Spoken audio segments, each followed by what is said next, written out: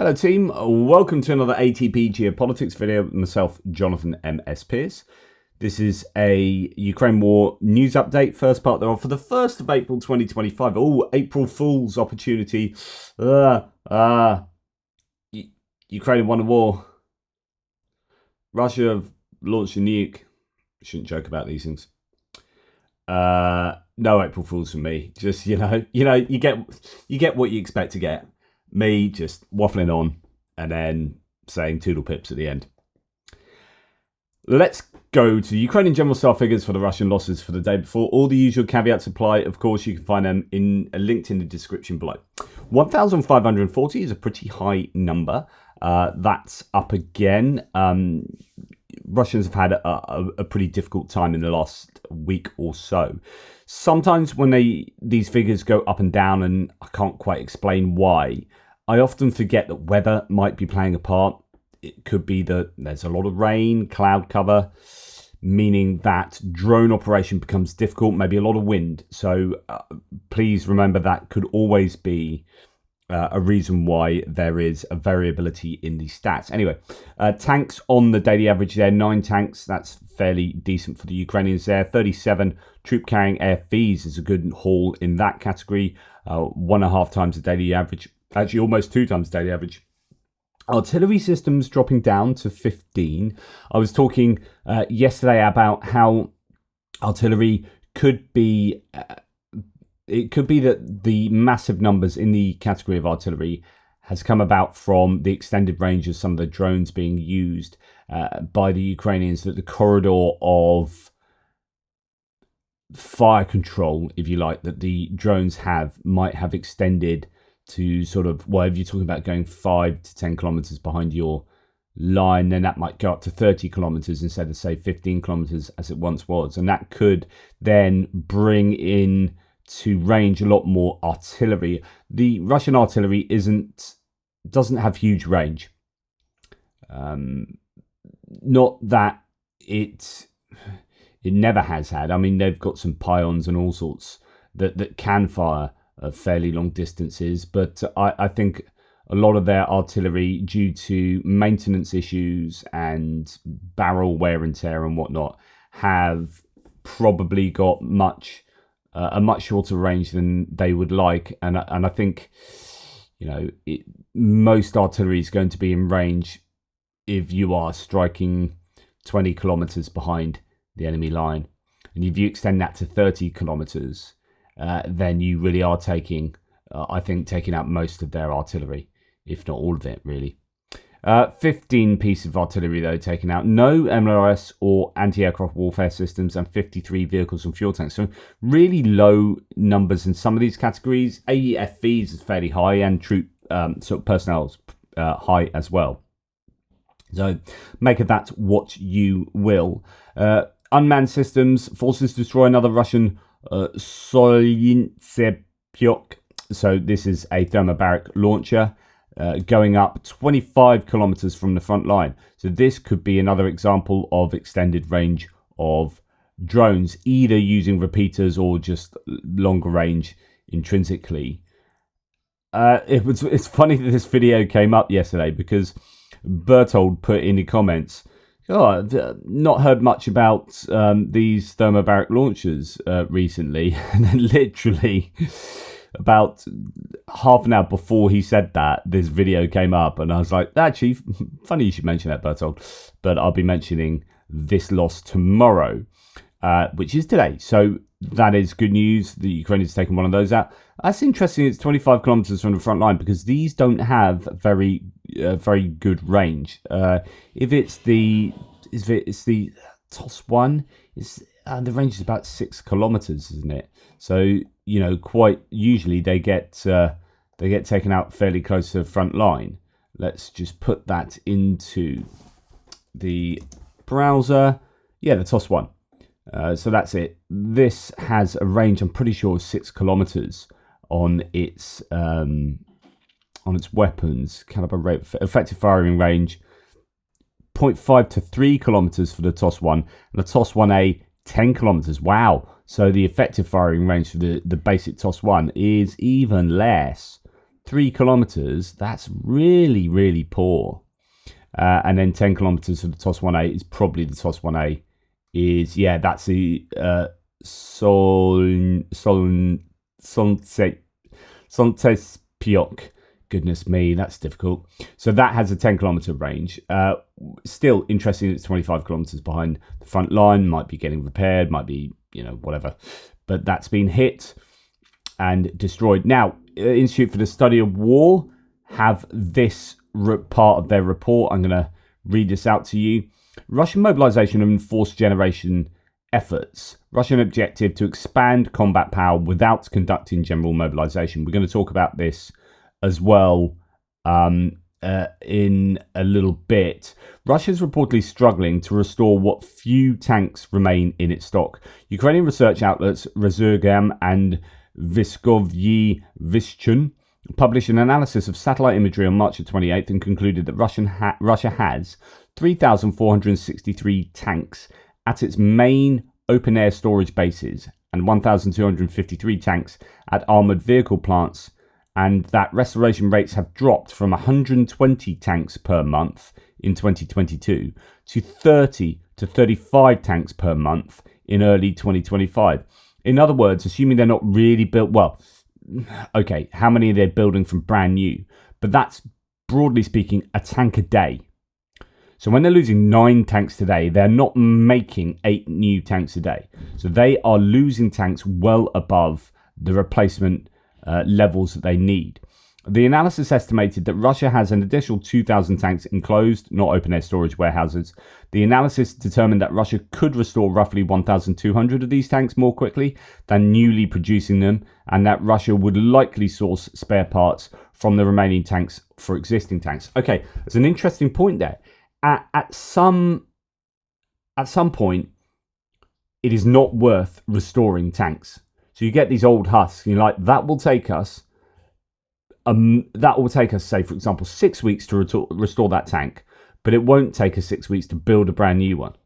So we might as well build a brand new one. At some point, these tanks are just not going to be used. They're not going to restore these tanks. The analysis concluded that Russia has likely pulled all tanks most suitable for restoration from its existing stores and will have exhausted its stocks of tanks in satisfactory condition for restoration by the second half of 2025. This is something I talked about previously. The analysis stated that Russia will likely only be able to compensate for a maximum of 30% of its total tank losses since the start of Russia's full-scale invasion in February 2022 at its current loss rates, and will likely field fewer armoured vehicles due to shortages. The British International Institute for Strategic Studies, IISS, estimated on February the 10th that Russia lost 1,400 main battle tanks, roughly 4 tank divisions worth, in 2024, and that Russia could theoretically sustain these losses until February 2026 or 2027 by refurbishing Soviet-era tanks, though it is unclear if Russia could sustain these loss rates with a significantly slowed refurbishment rate. Russia may not be willing to sustain these increased armoured vehicle loss rates and has been conducting fewer mechanised assaults thus far in 2025. This is exactly in line with everything we have been going through over the past few years. We've seen the tank losses go up, as in, they're never going to go down. The total tank losses, they are taking some really serious hits in terms of tanks. I know it's quite variable, but over the course of the war, they have lost a phenomenal amount of material, and they simply will not be able to replace the tanks that they have lost at the rate that they have lost them. And that much seems to be fairly obvious, but it's really good to get a number of these different data points to support this. And then you're looking at the behavior of the Russians, where they are attacking with, when they attack, for example, as they have done this week with, say, 12 armoured vehicles, that is significant because we're all surprised about that. Oh, look, there's an attack with 12. That would be a small attack at the beginning of this war.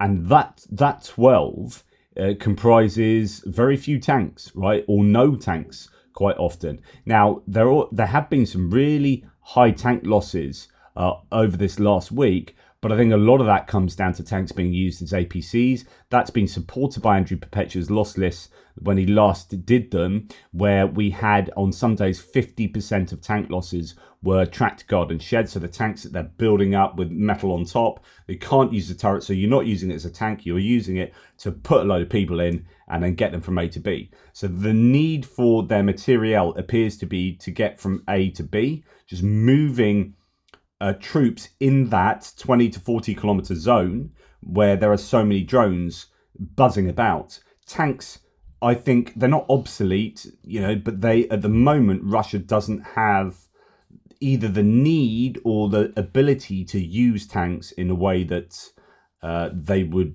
in the way that they're designed, right, for. So they are using them as APCs, and they're not repairing them to be the tanks they could be because they don't need them to be the tanks they could be. All of this together means that frontline war looks a little bit different than it did 2 years ago. In fact, here we have Richard Vrecker from War Spotting saying Russia is now visually confirmed to have lost 50 tanks in March. We are still seeing the highest proportion of T-80s. And by the way, so T-80s blue and the lowest proportion of T-72s yellow at any point in the war. This has been a 3-year trend, but it seems to have accelerated. And of course, that's visually confirmed. So 50 tanks when the, we can probably go and look at Dell's stats to see, and I hope he's having a nice time away on a holiday in the US. I'm sure he's having some interesting conversations. But if we go and look at tank losses over the course of the last however long, let's go and look at the actual data.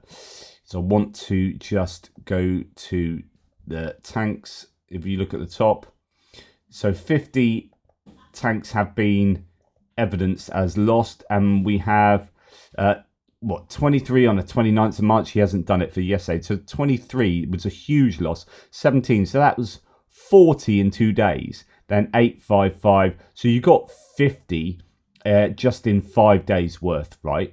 So what about the other 25 days? So that's the visually confirmed is 50, but far, far more have been claimed to have been lost by the General Staff. So if we believe the General Staff, if we think their figures are accurate, and I spent a long time trying to work out if they're accurate or not, and I think they're broadly accurate, then the Russians are losing well above what they can reasonably sustain in terms of refurbishing and manufacturing new tanks. Now, here we see that, as mentioned, although there are a few spikes here and there, the general trend over the course of the war is fewer and fewer T-72s being destroyed, which I think would lead us to conclude that there are fewer T-72s, and more T-80s are being destroyed as a proportion. So this is not real numbers, but as a proportion of the tanks being lost. T-90s don't see too many of those at the moment. I think that'll be the green ones there. Yeah, T-90s, much newer ones.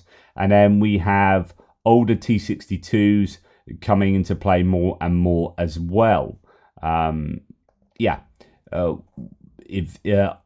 As Richard Vrecker says, I know how much my followers like numbers. So here are the data tables. It's worth adding that rule of thumb based on past observations over the next 30 days. I expect that March numbers to go up by about 15% and then another 10% in the next 6 months. So actually the March figures of being 50 at the moment, as they start getting things in, more and more data, more and more video feeds and pictures, I guess they can chronolocate them, some of them as well, and say actually this is a March loss, that's a March loss, so they'll retrospectively add them to the March losses.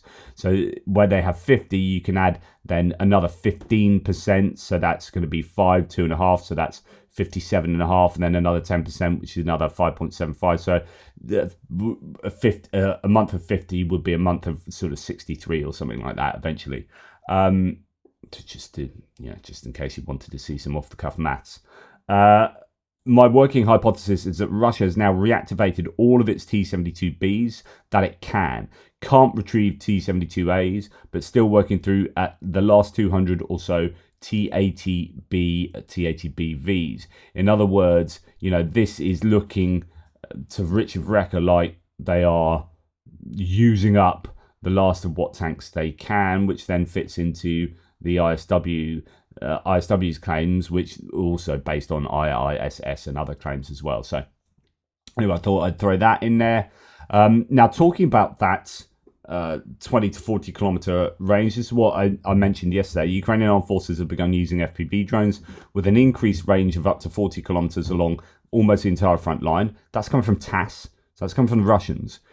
That I mentioned in my military aid video, just to give you a sense of the capabilities now. So Ukraine just went from 20 kilometers FPV truck denial zone to a 40 kilometer mortar tube and rocket artillery denial zone. I'd take maybe 5 kilometers off that at least, because they're not going to be flying from the contact line, as in the operators aren't going to be there. They'll be behind the line, so then that'll bring your range back. But that's still, as I said earlier, the range of pretty much all of the Russian artillery. So not only is the Russian god of war, as in artillery, dead in Ukraine, the entire non-Gimlers US artillery park, military artillery park, has just been made obsolete. In other words, he's saying that the US military need to think about the impact of this kind of drone warfare and the denial zones on the US military. What are they doing about this? There are Russian media reports that 2/3 of Russian casualties, and I said yesterday that actually the latest survey I saw was 75.5%, so that's 3/4 of Russian casualties are from Ukraine drone drop munitions and FPVs. The mission replacement of ballistic indirect fire munitions with indirect fire powered drone munitions is upon us. I was seeing someone posted to me, I think it was Thierry, a video from BAE Systems Australia, the new guided glide bomb. I think it was the one they showed was dropped from a helicopter, but it can be fired from artillery and whatnot.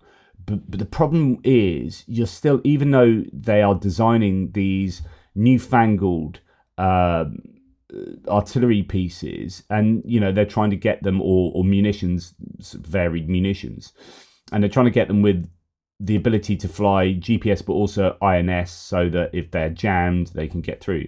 But if you're like putting a price tag of 50,000 on that, you can afford 50 drones. Like, do you know what I mean? Like, okay, so if some of these drones get interfered with electronic warfare, like, I'm sure you're going to get good 5 of those drones through. Then you're comparing one expensive munition against 5 drones, and or maybe more drones. I don't know what the interception rates are for drones. I don't know if you can just keep flying these drones and overcome whatever electronic warfare there is, whether it's, or I guess you just change frequencies or do this or do that. The point is that drones are just so cheap that that I don't know going forward how much of a place that expensive single precision munitions will have. Okay, Russian blogger philologist on Ukraine's dominance in FPV drones says here, so this is a translation from his feed. On March the 27th, in a commentary to the news.ru information portal, Major General of Aviation Sergei Lipovy noted that in mass attacks by aerial drones on our territory, the Ukrainian armed forces use a tactic of 1,000 cuts. At the same time, he emphasized, quote, the drone itself is a very serious weapon. It has already revolutionized the tactics of modern combat, and if it is not prevented, it can cause a lot of serious damage to both personnel and armored targets, equipment, and so on.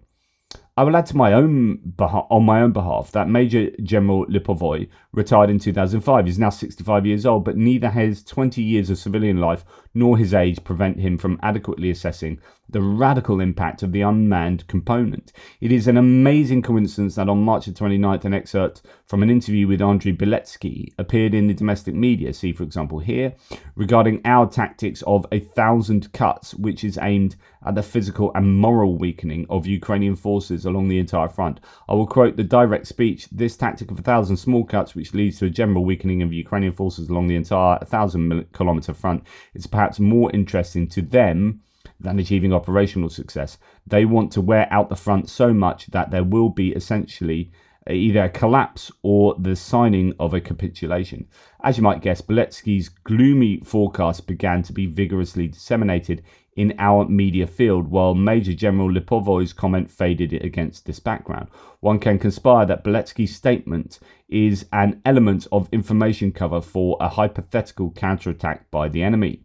Let's say this: I think it's not worth excluding this option, but with a nuance. Let me remind you that the enemy's calculations, that's the Ukrainians' calculations, on the collapse of our defense in the summer of 2023 were based, among other things, on monitoring open sources, including, I won't point a finger at in the mirror. So the nuance is that we then voiced our real concerns based on the worst case scenario, because the worst case scenarios need to be considered first, so that we don't suddenly feel excruciatingly painful and ashamed later. Thus, it is entirely possible to assume that Beletsky is primarily considering this worst case scenario, because the meat grinder is really going to be a thin one on both sides. In addition, the enemy certainly takes into account the factor of our heavy excess losses, but naturally does not worry about them. That would be strange, wouldn't it? We ourselves should actually worry about our losses in terms of economic damage and potential military risks at the front if we are without emotions. But no, that's not our official mainstream. To provide information cover for Gerazimov's flawed strategy, get your ass kicked in 1,000 places, our entire official media will enthusiastically spread Beletsky's words and paint victories. And the media is fine. There is every reason to suspect that our highest military political leadership itself does not have adequate information about what is happening on the ground, due to the fact that giving highly embellished or obviously false reports and accounts to the top, rather than reflecting the real situation, is significantly less problematic and generally more advantageous for a career. Therefore, perhaps victory really awaits us, a victory of the wooden and unteachable. But the enemy's tactic of 1,000 cuts with the massive use of attack drones, which Major Lipovoy spoke about, is in fact working quite effectively. First and foremost, directly at the front and in the near rear, with the regular knocking out of assault groups, fortifications, supplies, evacuation groups, combat equipment and motor transport, which is a lot of preamble there, sort of complaining about different claims from different people. Also talking to the idea that people lie about what's going on and people at the top of the chain just don't have a grasp of what's going on the ground. So that perennially an issue for the Russians, but also that the Ukrainians do have this drone advantage that is costing the Russians, and it is a death of 1,000 cuts across the front lines. It's interesting. I might bring this in actually, that I was going to talk about later. Let's see where it is. No. Oh, it's not in here. I'm sure I've got it somewhere. Hang on a second. Actually, it's what I reported yesterday, wasn't it? That there was one claim. There's so many different claims coming out from different generals, different Ukrainian military people and Russian military people. But one of the Ukrainians was saying the aim of the Russians, as we had thought earlier in the war, was to just generally grind them down, because you have these competing claims. One is that there are going to be these big breakthrough counterattacks that the Russians are amassing troops for, and they're going to break through in certain places. And then you had on the same day yesterday another Ukrainian military person saying actually their tactic is to just grind us down until we're morally, psychologically, but also in material ways, unable to do anything. We sort of collapse from the death by 1,000 cuts approach. But the claim here is that the Russians are feeling that same pain there. Now, I was talking on the Tochny live stream the other night about how there are claims that you could possibly track fiber optic drone operators back from the drone to the operator and hit the operators. That's something we've heard previously. Well, Russian sources report that Ukrainian engineers have developed a solution to discover the launch sites of Russian tactical fiber optic FPV drones, allowing them to track down the operators. FPV operators are considered high value targets. Unfortunately, there's no sourcing to this, which is often the case with us dry intel. But nonetheless, the enemy has streamlined, says Russian, the production of systems for detecting drone launch sites using fiber optics. And I couldn't remember what it was, but I think it's something to do with like thermal imaging or different spectrum imaging, and being able to locate the thin fiber optic. And once you see the drone, you see the fiber optic, then you're going to track it back to where it's come from. It was only a matter of time and was obvious to any technician involved in laying communication lines. Fiber optics is an almost ideal light conductor. It is enough to properly illuminate a used line at night, after which a glowing endpoint, i.e. the launch site, can be easily detected. After that, firepower is positioned in the area waiting for drone operators to appear, after which they deliver a strike. There are two solutions: change launch sites more frequently and implement a system for cutting off used lines. So that's interesting. So when you send fiber optic drones, so say in a day you've sent out 10 fiber optic drones, you can have 10 lines going off. They then blow up, it cuts the lines, but they fall down. You still got the lines coming back to where your operators are. So you have a week without changing position for your operators. You got like 100 lines coming back, and then some camera that can pick those lines up is going to see an absolute ton of these lines all just going back to one place, and you're like, right, we need to hit that. That's how I understand that. I don't know how accurate it is, but it seems pretty plausible to me. Okay, MiG-29 hitting Russian underground command post with the GBU-62. Ukrainian aviation continues to impress, says St. Javelin. I'm genuinely in awe. So obviously very impressed by guided glide bombs. I've said that there's more and more imagery coming out of guided glide bombs being used effectively by the Ukrainians. This is an underground command post, and that's obviously a pretty high value target, and something that you need, a target that you would need pretty good explosive power to take out. And there apparently you see it. This could be adding to higher personnel loss numbers as well, as they're more effectively using these guided glide bombs. Now, I said that possibly that's a result of the use of more F-16s and Mirages. We know that they are able to I'm fairly sure the Mirages were being adapted for the Hammers, and I would have thought the F-16s will have the GBU, the American provided ones. Although I don't know that we've seen too much footage of F-16s doing that, although there was a request that F-16 footage not be shared. So it might be that they are releasing these guided glide bombs. We're just not hearing so much about them. Anyway, yeah. So Russia, because I was saying that because of those Mirages and F-16s, you're seeing more. But then every time we hear about them, it seems to be MiG-29s or similar. So Russia is trying to bypass Ukraine's positions in Toretsk by going underground, says the military. And this is not for the first time. They did this around Avdiivka. They've done it in Toretsk previously, going in pipes and coming up behind the Ukrainians. Quote, since this is also a priority sector, the Russians are trying to use every chance to bypass Ukrainian troops, said Viktor Tregubov, a spokesperson for Ukraine's Kortsytsia group of forces. They're a pretty decent group, that is. In fact, let's just get a little update from the analysts. Russian advances continue in Donetsk. There's almost nothing left of the Kursk salient now. The Belgorod incursion looks like it's being stalled and in places even reversed. So yeah, just like I said in my last frontline update, not really sure about the Belgorod incursion. What was the overall intention? Whether they just found it harder than they were expecting. Meanwhile, Russian advances generally in Donetsk are small but seen as progress. Meanwhile, Ukrainian forces took more of Toretsk. The Russians maintained small gains in the Kupiansk direction, and the cost of these remain high, however, with daily casualties averaging around 1,520 on the Russian side. And that's the calculation they make, that these small gains that they are taking, they're able to sustain that. It's going to be interesting to see going forward what their levels of recruitment are going to be, especially as we'll see in a minute, as they've upped their conscription rate. But anyway, we'll come to that soon. At night, though, last night was significant. It's one of the few times there's been absolutely no drones, Shahed drones, going into Ukrainian airspace.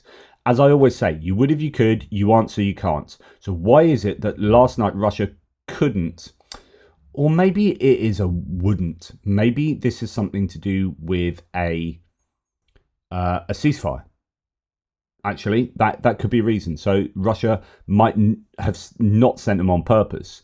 And we are having a quiet night from the Ukrainian side as well. Not seeing, Paul Sweeney said, It's another quiet night on the data front, looking at FIRM's imagery, so the NASA satellite imagery.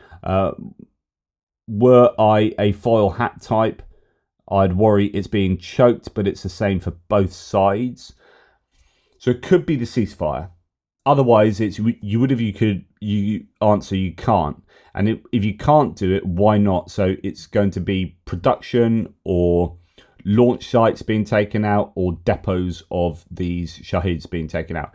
Like, if I was being as optimistic as I possibly could, then, like I said previously, because I think there are 3 production lines now for these Shahed type drones. If I was being as optimistic as possible, Ukraine might have hit a bunch of those sites. We just haven't heard about it. We haven't seen social media footage of it. I would assume those 3 sites would be the absolute number 1 priority for the Ukrainians. So, like, it should be plausible that they have taken out the production sites for these drones, and then that might then eventually force the Russians to grind to a halt in sending drones into Ukraine. Or they could have hit depots that have just messed up the supply for a day or two, or hit some of these launch sites that made the Russians pause. Or it could be that we are actually in a ceasefire. They didn't use drones at all, but the ceasefire is on energy infrastructure, and we've seen the Russians just routinely every night hit other things. Is there some pressure being put on the Russians in terms of, Trump being annoyed about the Russians continuing to do X, Y, and Z? Maybe they paused it for Trump. I don't know. But for the first time in 2025, Russia did not launch a massive drone attack overnight. According to Ukraine's Air Force stats, the night of April 1st marked the first this year without a large-scale kamikaze assault, so that's really significant. However, Russia still struck Ukraine. In Nikopol, shelling continued from evening to morning, damaging homes, infrastructure, and an administrative building, reported by Dnipropetrovsk Regional Council head. But it also, 2 cruise missiles were sent into Ukraine and were shot down, which is odd. So if it was like, we're not sending drones because of a ceasefire, but we're going to send some cruise missiles, that doesn't make sense of it. So I am slightly erring on the side of something's gone wrong for the Russians. It's going to be interesting to see if the same is the case tonight. And if the same is tonight, then, I don't know, worth thinking about what might underwrite that even more. So Ukraine is currently exhausting Russia so that they will not be able to conduct combat operations against NATO. This is what I was half thinking of earlier when I was talking about Death of a Thousand Cuts. It was this. I've got it in the completely wrong section, so I'm going to leave that for a little while. Russia could launch up to 500 Shaheds at once by late 2025. Now, on the one hand, there were no Shaheds launched last night. On the other hand, oh crap, going forward, Ukraine could be in a lot of trouble if this is true. And I presume it is true, because what we have seen is that kind of growth of drones. In fact, if we look at Dell's stats and go to drones, now these are drones that have been shot down, right? So this is not a case of representing overall drones being fired, but assuming interception rates have gone down, right? So technically, yeah, it's worth knowing. So yeah, that means that there are more drones here.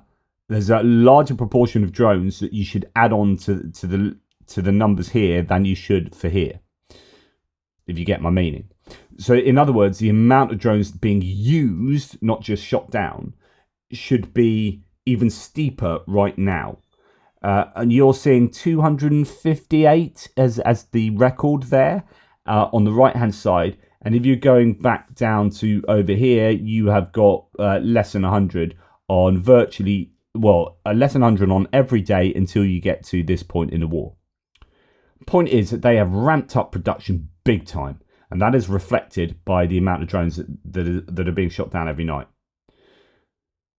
Those drones have ramped up to what they must be, I'd assume they're producing 200 a day at the moment. to get to these figures. So some days you got 280 being sent, but they probably stockpiled for a few days or whatnot. Other days 150, 130. So I don't know, if I'm being sort of ballpark a little bit generous, let's say 200 a day. So ramped it up to 200 a day. Of course, they should be able to ramp that up to 500 a day, assuming they can just still get hold of the parts. It's just about ramping up production. And if China are helping out with chips and whatnot, I'm sure they'll be totally fine with helping out just a little bit more. So 500 being made a day and therefore launched a day seems to be entirely plausible and indeed probable. Russia could launch up to 500 Shaheds at once by late 2025, warns aviation expert Bogdan Dolitse. At least 3 production lines are already operational, as I said earlier, with alternative sites emerging to boost output by year's end. So then there'll be even more production locations. Now, 500 drones a day will be incredibly expensive to deal with. But if you're thinking, right, at the moment, what yesterday's interception rate was 78%. So 22% of yesterday's drones got through. Now, even if you kept that at say 20% of 500, then that's 100 drones blowing up every night. 10%, 50 drones blowing up every night. Even if you've got 95% interception rates, which is exceptionally good, but it's not looking like they're able to achieve that at the moment, you are getting 25 drones, if my maths is correct, exploding with much bigger warheads every night around Ukraine. This is a real concern. Honestly, I've been getting more and more worried about Shahed drones with each passing week. To see no drones last night is good. I just wonder why that is, of course. Right, let's go to talk about... let's talk about these drone strikes. There are no drones. In fact, the Kyiv Independent, I've got things in the wrong place there, haven't I? Kyiv Independent reports on this. So far, it doesn't mean anything, though. In other words, I guess the Kyiv Independent is not sure why there are no drones, or the National Security and Defense Council official, Andriy Kovalenko, will keep monitoring. So far, it doesn't mean anything. Might be covering up that they know exactly what's gone on. Or they don't know, and they don't know whether it's to do with the ceasefire arrangement or who knows. So in other words, it's kind of pointless trying to make sense of what the Ukrainians say, because they could well be doing a bit of PSYOPs and OPSEC and all sorts. Right, now this is where I thought we were going to go. Putin has signed the largest conscription campaign in 14 years. Now, conscription takes place anyway, and I think it would be, is it 120,000 they'd have anyway, so they're upping that, but it's not like a mass mobilization, but it is a sign that things aren't going to plan, I would suggest. But it's also a little bit of a worry for Ukraine, because if they can get those extra 40,000 men, then that would be a challenge for the Ukrainians. Although Russian conscripts are typically not deployed, though, in active combat, Moscow has relied on financial incentives and pardons to recruit civilians for the war in Ukraine. So that what they want to do is get these conscripts and then try and convince them into contracts. Putin orders 160,000 new conscripts. Let's have a look at this. From April the 1st to the 15th of July 2025, conscription will be carried out for the citizens of the Russian Federation aged 18 to 30 who are not in the reserves and are subject to military service under federal law number 53FZ on military duty and military service of 20th of March 1998. So they are just fulfilling their annual conscription, but it has been upped. Significant. Earlier, Ukrainian Colonel Vadim Misnik, the spokesperson for this first operational tactical grouping, said Russian troops concentrated most of their forces near Sumy Oblast. He specified that the occupiers primarily employ FPV drones of various types, unmanned aerial vehicle dropped munition strike drones and guided aerial bombs in the region. Also on the 28th of March, Russian troops attempted an assault on the Kupiansk front in Kharkiv Oblast, but faced a crushing defeat as Ukrainian forces destroyed their armoured vehicles and landing troops. I reported that. I think that was that attack of the 12 vehicles I was talking about earlier. So that's just general news at the end of this article. Actually, I was expecting a little bit more analysis of this, but that is a large conscription number. And we'll see if they are going to be able to fulfill those numbers.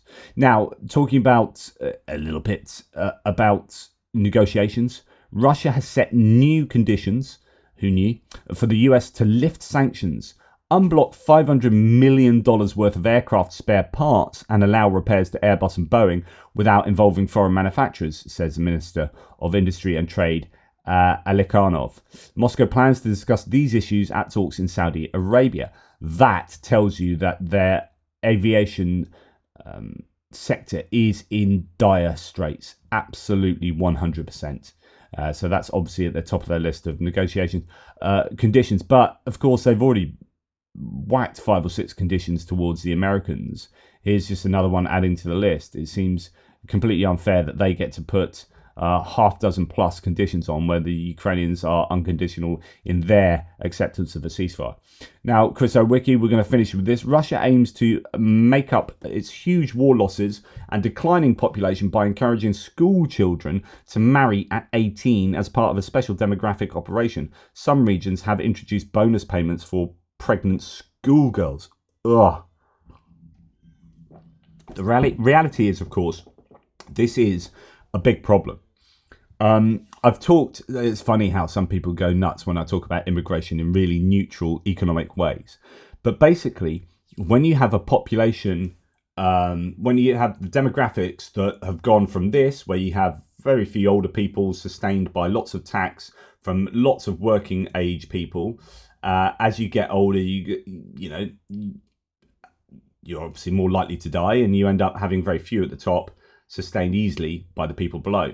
But that as our healthcare has improved and the people have fewer children in more advanced societies, it starts going like that. So you might have a burgeoning older generation or two, and then fewer people being born, and those fewer people are having are having to sustain comparatively far more people at the top here. And so the welfare budgets become much, much larger. So either you need to put up taxes massively, or you need to get more people in down here to make it go a bit more like that. And this is where immigration comes in. So immigration is very important to continue economic growth and to sustain populations up here. But then at some point, you know, you're going to get to the same problem. We need to deal somehow economically with that, okay? And this is Peter Zion's been talking about this for ages. You know, China's going to be suffering from a massive issue of that, and being a country of 1 billion people, you know, that could be a scenario of impending doom for them. But actually, it's happening in the West more generally. And it's happening in Russia and Ukraine. So Ukraine has the highest mortality rate in the world, is it? But they've got the lowest infancy rate, the lowest birth rates in the world. So they're like, they need to replace the people that they're losing, and it's going like that. And, you know, lots of people are dying because of the war, and lots of people are going out of the country because of the war. And they've got this black hole so actually, rather than that, they go like this, and it goes inwards from 18 to 30, which is the people they want to fight the war. So that's why they're not doing a mass mobilization, because they've got no one left here. And these are the people that are more likely to have children. And these are the people that are, you know, working age and, you know, bringing taxes in. So you send them off to die, then they can't bring taxes in, they can't have children. And so, what do we do? How do we manage with mobilization? they've got a massive, massive problem. So both these countries are going to have to do some pretty drastic things to cope with really challenging demographic situations. Russian schools are to introduce a new course called Family Studies to be mandated for students at grades 5 to 9. The textbooks have already been developed. One section encourages school children to marry at age 18 and highlights the state support for young families. This includes benefits for families with children, maternity payments, mortgages for young families, and state support for large families. Parents with 7 or more children are eligible for an Order of Parental Glory medal established by Putin in 2008. Under a section called "I am proud and follow my example," the textbook highlights the awarding of the Order of Parental Glory to a family from Sevastopol with 9 children in 2015 by President Putin. The award is a revival of the Soviet-era Mother Heroine Medal. The book's co-author, Ksenia Musanova, founded the pseudoscience of rodology, which emphasizes the importance of family lines and the rod, a group of people connected by blood, for personal and societal well-being. It promotes Russian values and rejects Western influence. Russian regions have introduced measures to increase the birth rate, including providing bonuses for pregnant school children.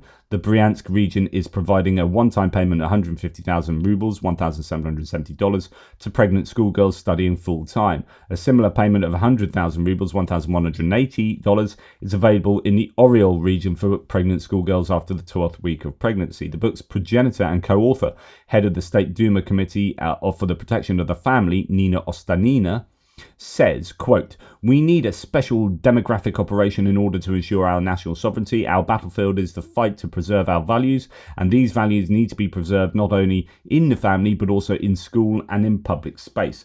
Apart from its support for teenage pregnancy, the textbook otherwise takes a very conservative line on family values. It declares that the main goal of marriage is the birth and upbringing of children, and in marriage, Orthodox Christians should, quote, "fight selfishness and be tolerant of the shortcomings of loved ones."